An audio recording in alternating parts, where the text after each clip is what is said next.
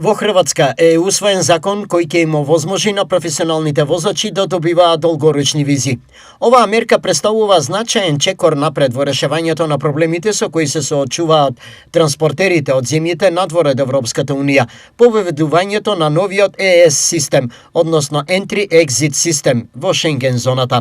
Овој закон многу ќе им помогне на македонските професионални возачи за непречено одвивање на меѓународниот транспорт. Изјави министерот за транспорт и врски вице-премиер Александар Николовски.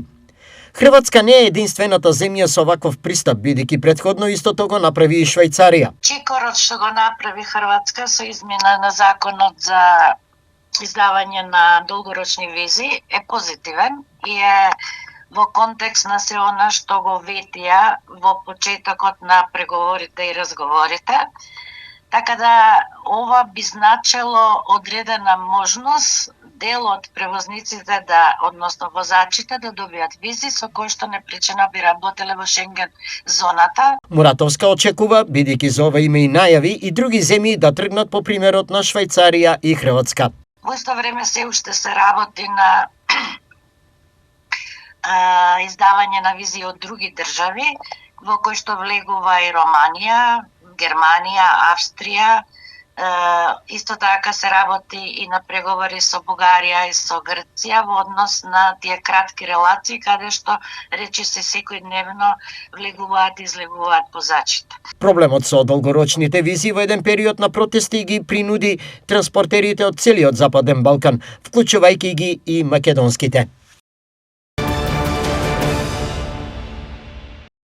Ефтина струја до 5 часа дневно, можност што ја најави председателот на регулаторната комисија Ацо Ристов во неговото гостување на ТВ24. И мојата идеја е ние да го изменаџираме процесот да граѓаните добијат поевтина енергија, а не да добиеме различни блокови, вакви или онакви. Државата да го намали производството од јаглен преку ЕСМ, да ја откупи евентуално енергијата од производителите на фотоволтаици преку ден. Добро. И таа енергија, зошто ние да немаме ефтина тарифа 5 часа во денот. Не ноќта, денски. Нека има од 10 до 2 ефтина тарифа. Ваквата можност Ристов ја образложи со ревизија за досегашните пресметки на тарифните блокови со искористување на произведената струја од ветерните паркови и фотоволтаиците. Бидејќи преку ден фотоволтаиците произведуваат, а ние сме држава каде Господ ни дал толку многу сонце. Да. Произведуваме сега моментално хиперпродукција на фотоволтаична енергија, кој што производителите нема кај да ја пласират. Идејата е како да ја менаџираме таа енергија, да ја внесеме преку државниот систем, дали преку ЕСМ ќе ја откупува, дали нешто ќе направиме, ама крајната цел е да граѓаните добијат од таа ефтина енергија. Наместо да биде нула на берзата цена, да пробаме да изменаџираме. Инаку, подсети Ристов, потребата од воведување на блок тарифите беше пред неколку години во услови на енергетската криза, а со цел заштита на стандардот на граѓаните. Но од тогаш до сега условите се видно изменети и затоа е потребно прилагодување кон актуелните состојби каде сликата е видно позитивна изменета.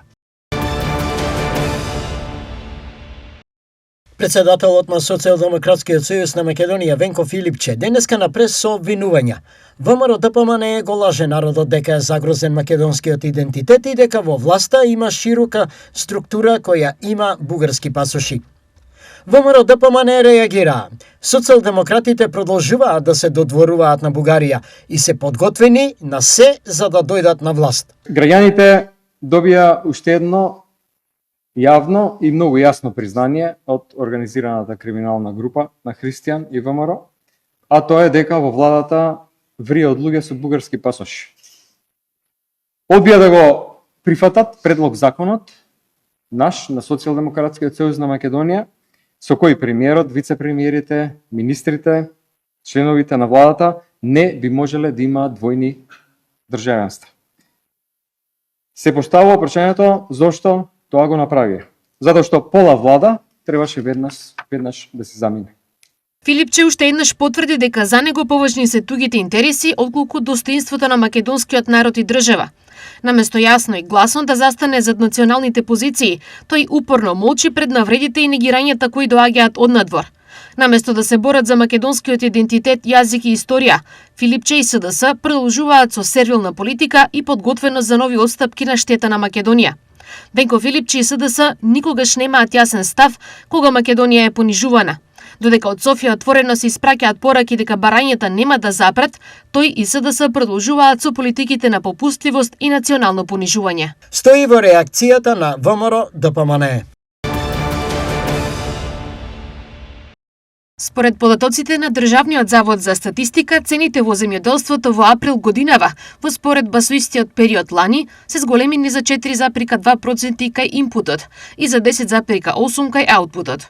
Најголем раст е забележан кај растителното производство, каде цените се повисоки за 13,6%, додека кај добиточното производство има мало намалување од 0,3%. Во делот на инпутот, тековно потрошените средства се зголемени за 3,9%, а инвестициите во земјоделството за 7,1%. Алексис Ципрас, поранешниот премиер на Грција, најавува политичко враќање. Според објавите на медиумот Прототема, тој на 26 мај ќе представи својата нова политичка партија, со што формално се враќа во активната политичка арена. Во грчките медиуми се наведува дека Ципрас во последните денови засилено комуницира преку кратки видеопораки во кои неговите подржувачи отворено повикуваат на негово враќање. Најавата за нова партија веќе предизвикува турбуленции во грчкиот опозицијски блок, како што пренесуваат локалните медиуми, ваквиот потек може да ги наруши односите и да ја прераспредели политичката тежина меѓу традиционалните опозицијски сили, особено во редовите на ПАСОК и СИРИЗА. Председателот на Словенечката демократска партија СДС Јанес Јанша изјави дека властите на СДС ја потврдиле содржината на коалицијскиот договор со неколку други опозицијски партии, со што се исполнуваат условите за поднесување на неговата кандидатура за премиер на Словенија, која ќе биде поднесена денес. По седницата на партискиот совет, Јанша рече дека со ова се завршува постапката за потврдување на коалицијскиот договор, бидејќи повеќето потенцијални коалицијски партнери веќе го сториле тоа. Ова значи дека се исполнети условите за поднесување кандидатура, што ќе биде направено за денес, изјави Јанша пред новинарите. Хрватскиот председател Зоран Милановиќ веќе 7 месеци одбива да го одобри назначувањето на следниот амбасадор на Израел во Хрватска поради политиката на израелската влада и премиерот Бенјамин Нетанијаху, објави денес израелскиот весник Једиот Ахронот. Весникот наведува дека Израел го назначил Нисан Амдур за амбасадор во Хрватска во ноември 2025 година и формално побарал дипломатско одобрување од хрватското председателство во согласно со стандардите дипломатски процедури. Сепак Милановиќ одбил да го одобри назначувањето, со што процесот е во застој веќе 7 месеци. Според објавеното, ова е прв пат во историјата на Хрватска еден председател да го сопре одобрувањето за назначување на амбасадор. Државата мора да се чува и гради со единство и без политички поделби. Татковината е над секоја разлика и лична амбиција. Порача денес премиерот Христијан Мицкоски во обраќањето по повод 150 годишнината од кревањето на Разловечкото востание. И токму затоа Разловечкото востание денес не е само историски настан. Тоа е темел. Тоа е првата искра која подоцна ќе прерасне во големиот пламен на револуционерната борба во Илинден, во Крушевската република, во сите жртви и сите генерации кои ја носеле татковината во срцето. И кога денес се поклонуваме пред хероите од Разловци, мора да разбереме дека нивната борба не била само за тогашното време. Таа борба трае и денес, само во поинаква форма. И секој кој што мисли поинаку се лаже. Секој кој што мисли дека има полесен пат, се лаже. Не постои полесен пат. Секогаш потешкиот пат е поисправниот пат. Министерот за култура Зоран Љутков во својот говор истакна дека јунаците на Разловци не ја победија империјата, но ја победија тишината. Да не постоја малите и неуспешни востанија, немаше да постојат ниту големите слободи. Секој историски пламен почнува од една искра, што на почетокот изгледа и беззначајна. Но Разловци е токму таква искра. Мало село кој пред век и половина се осмели да разговара со вечност. Разловци е центарот на Балканот, крстопат на цивилизации, наша чест и гордост, потенцираше во своето обраќање градоначалникот на Делчево Иван Гоцевски. Овде е центарот на Балканот, крстопат на цивилизации, наша чест, гордост, но Јованска е Разловци да го добие заслуженото место во македонската општествена свест. Овој голем јубилеј нека биде повик за нашата одговорност како генерација да го чуваме и афирмираме историското наследство, повик за единство и повик да веруваме во собствените капацитети на нашата борба за достижение на Македонија. Исто толку колку што верувале и Димитар Поп Ѓорѓеве Беровски и Поп Стојан Радошки и нивните приврзаници, разловечките востаници. Нека им е вечна слава. Вечно нека живее споменот и денот на разловечкото востание. Да живее Гоцево Делчево, Господ да ја благослови Македонија. За реконструирање на спомен домот на разловечкото востание се вложени околу 20 милиони денари. Градоначалникот на Делчево, Гоцевски, во својот говор најави дека ќе биде поднесена граѓанска иницијатива, Разловци да биде заштитена историска целина, а 19 мај да биде прогласен за неработен ден. На одбележувањето на 150 години од разловечкото востание, бројни делегации положија свежо цвеќе пред реконструираниот спомен дом на разловечкото востание, кој денес беше пуштен повторно во употреба.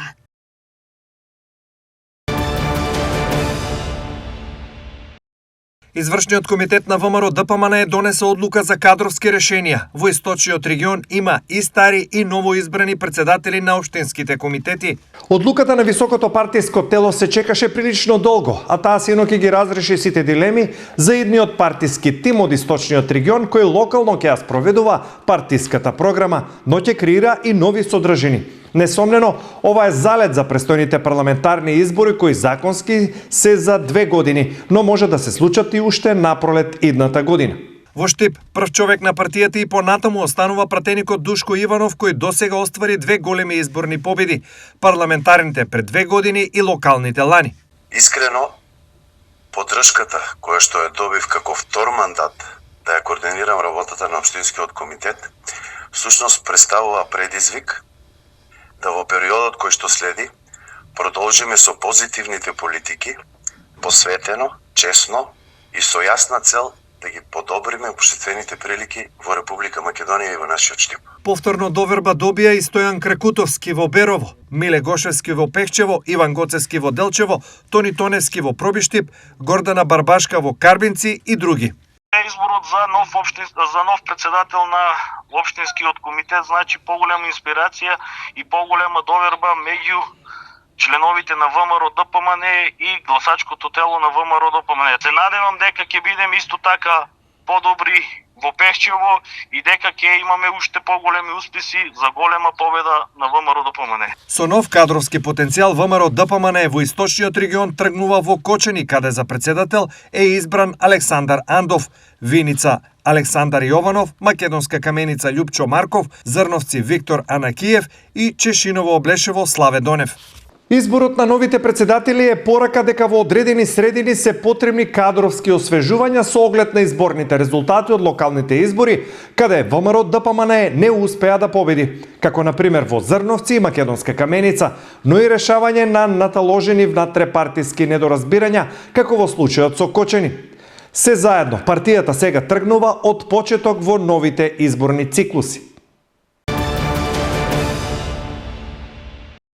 По повод 20 мај, денот на македонските пожарникари, денеска на градскиот пазар во Пробиштип, територијалната противпожарна единица спроведе тактичко показна вежба со користење на противпожарни скали и поставување на водоводна мрежа. Месец мај е месец на пожарникарството, а 20 мај е прогласен од државата Македонија за ден на пожарникарството или на пожарникарите. По програма која ние имаме за работа за 2026 и секоја година, месец мај ни е месец во кој имаме статистички помалку интервенции на отворен простор, а сето ова време го користиме за увежбување на вежби или тактички опременост на единицата. Во денешниот случај тоа беше една тактичко показна вежба на гасење на симулиран пожар на висина, каде се нашите екипи заедно со опремата што имаме, качување на висина и поставување на водоводни линии за гасење на пожар на висина. Одбележувањето на денот на пожарникарите продолжува утре во Штип, каде штипските пожарникари ќе организираат дефиле на противпожарни возила низ градските улици, пошто ќе следува и смотра пред градоначалникот Иван Јорданов. Пчеларите во државата се соочуваат со досега најголеми и најтешки предизвици да го сочуваат производството и идентитетот на македонскиот мед. Во голема неизвестност најголеми противници се климатските промени, увозот и пчелните болести. Овака, најголеми предизвици не само пчеларите, туку целиот земјоделски сектор, постојано го спомнуваме, се климатските промени. Значи, гледаме како е временски услови, значи екстремни врнежи, екстремни температури, значи огромни разлики. Значи климатските промени пред све. Пробуваме со нови техники и технологии да, ако може нешто да подобриме, меѓутоа сепак климатските промени да се оправат своето, значи се потешко доаѓаме до квалитетни пчелни производи. Од друга страна, освен климатските промени, проблеми со така наречениот мед, односно за сладувачи кои се декларираат, кои се етикетирани под мед, значи нелојална конкуренција која буквално го ништи целиот сектор. Тоа не е само пример кај нас, тоа е цел регион, да речеме пошироко, меѓутоа еден од поголемите проблеми при нашето економско работење со пчелите. Производството на мед во државата има тенденција на зголемување, но тоа чини се поскапо, а сега е доведено до гранка на рентабилност. Нормално, сите репроматеријали се поскапени. Ако напред беше пред некоја година може би една пчелна кошница може да се купи зборам као инвентар опрема за 50 евра, сега испод 100 евра веќе немаме солидна кошница за купување. Сите материјали, влосоци, за одржување, значи прихрана погачето, тоа е зголемено за 50-100%. Плюс, и напоменам тука и повторно, климатските промени. Значи се потешко се доаѓа до одржување на пчелните семејства, дури тешко до било кој килограм на мед да се дојде. Во моментов пчелите се во работна експанзија која дефинира успешната работа за целата година. Каква е состојбата? Пчелните семејства релативно добри изгледува од зимата, значи од зимени добри беа. Значи март некаде искористија можеби дело на првата пролетна паша, што викаме ние, нешто склива, джанка, дрени било, што меѓутоа средината на април и мај се катастрофални. Значи веќе пчелните семејства место да имат, како што ве спомнавте, експанзија во развој, тие до одреден степен стагнираат со развојот, бидејќи имавме неколку многу кратки паши, односно брзо прецветување на јаболка, круша, кое знаеме и мрасват и одредени региони во Источна Македонија, така да пчелите се буквално моментално да речеме во стагнација, меѓутоа да, во стагнација место да имат онај бурен развој, мајски развој како што треба да го. Пчеларите и нивните здруженија се единствени во нивните барања во однос на државата. Навремено исплаќање на субвенциите тоа државата што го веќе е предвидено со закон и нормално нелојалната конкуренција, односно самите одредени маркети на пазари да се тргне нелојалната конкуренција, односно така наречениот мед кој е за сладувачи, значи тоа е тоа. Овие барања тие повторно ги актуализираат во очи на утрешниот меѓународен ден на пчелата, кој во државата ќе биде одбележан на многу места и на различен начин. Кој ќе превземе одговорност за лошата состојба во јавното предпријатие ИСАР, прашаа денеска на преса од Социјалдемократскиот сојуз Штип.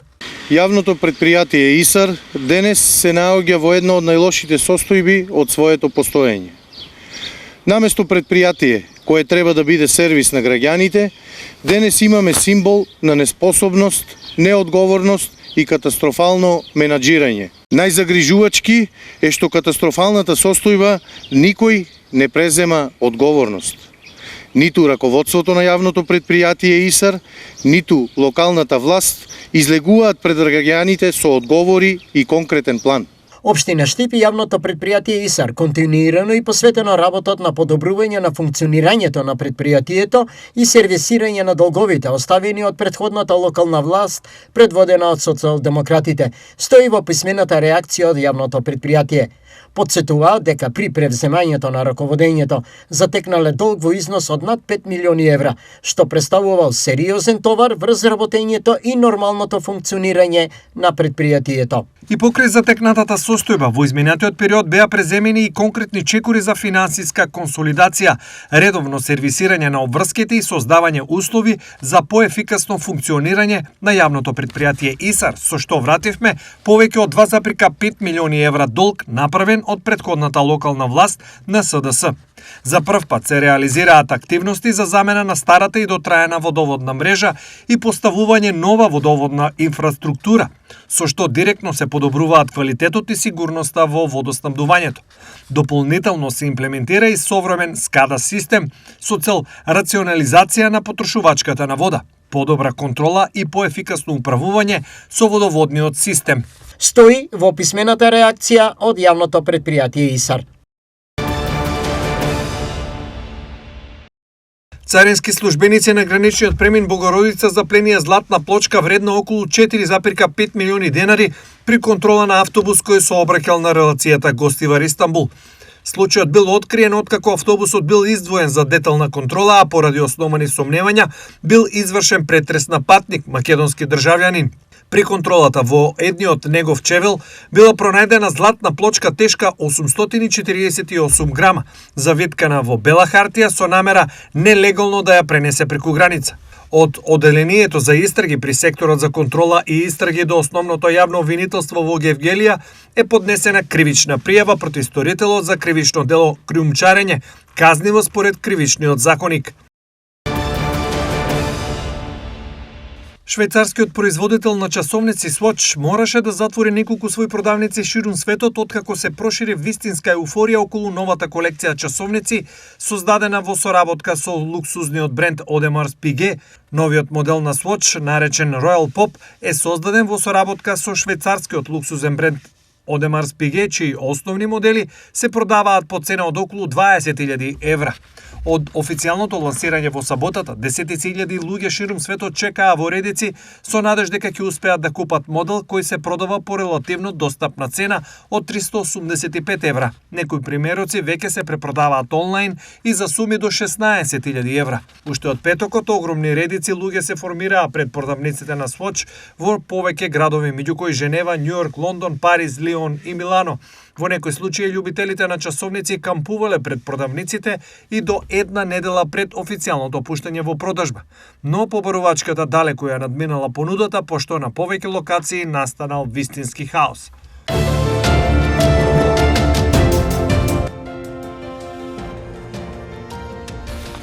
Утре времето претежно сончево и ветровито, температурите до 24 степен. Ветрот ќе дува со брзина од 27 км на час. Влажноста на воздухот ќе биде 45%. Температурите по градови се следните: Штип и Карбенци со по 22 степени, Пробиштип 21, Чешиново Облешово 22, Кочани 24 степени.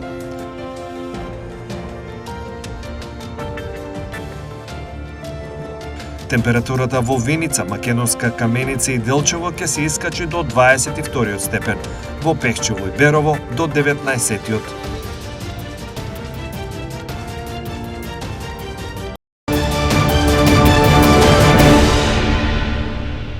Според православниот календар, утре е спомен на јавувањето на честниот крст во Ерусалим. Католиците си спомнуваат за Бернардин Сиенски.